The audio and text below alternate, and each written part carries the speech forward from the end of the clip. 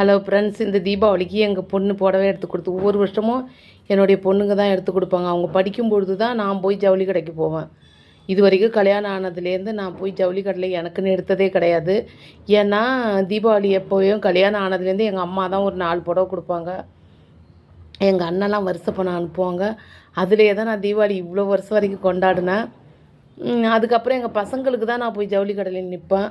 ஒரு விசேஷம்னா போய் எடுப்பேன். எனக்காக இது வரைக்கும் நான் ஜவுளி கடையில் எடுத்ததே கிடையாது. இப்போயும் 3 பேர் எடுப்பாங்க ஒரு வருஷமும். இப்போ தான் வேண்டாம், யாரையும் எடுக்க வேண்டாம், அவங்க குடும்பத்தை பார்த்துங்கன்ட்டேன்.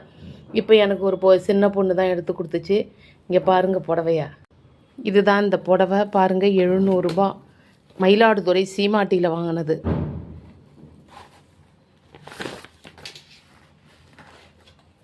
அது ப்ளவுஸ், அதுக்காக ப்ளவுஸு அதுக்கானது.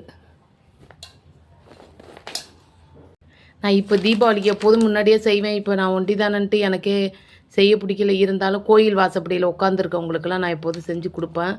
குலோப்ஜான் செய்யலான்னு செய்ய போகிறேன். 1 வாங்கினா 1 இலவசம்.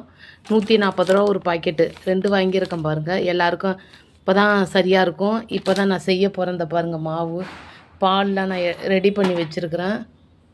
இப்போ நான் செய்வேன். அடுத்தது நான் அதிரசம் செய்வேன். இங்கே பாருங்கள், மாவு மிக்சிலே அரைச்சிட்டேன். இதெல்லாம் மற்றவங்களுக்கு கொடுக்கும்பொழுது அதை வீணாக போன எண்ணெயில் செய்யக்கூடாது. அதனால் நான் இப்போ புதுசாக வாங்கிட்டு வந்திருக்கேன் பாருங்கள் இந்த எண்ணெயை.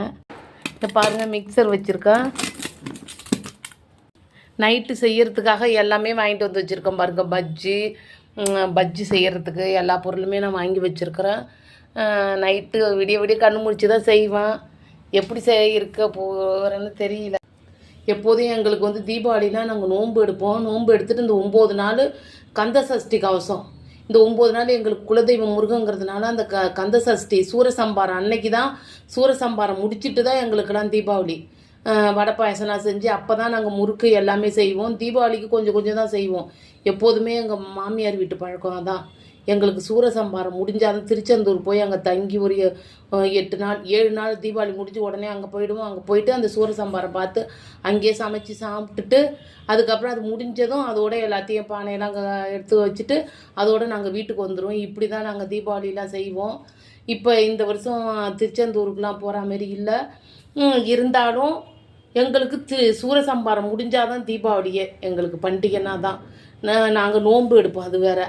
தீபாவளி பலகாரத்தை ஒன்று கூட நான் வாயில் வைக்க முடியாது. இதுதான் எங்களுடைய தீபாவளி. நீங்கள் எல்லோரும் நல்லபடியாக கொண்டாடுங்க. நான் இறைவனை வேண்டிக்கிறேன். என் உறவுகள் அனைவருக்கும் தீபாவளி நல்வாழ்த்துக்கள்.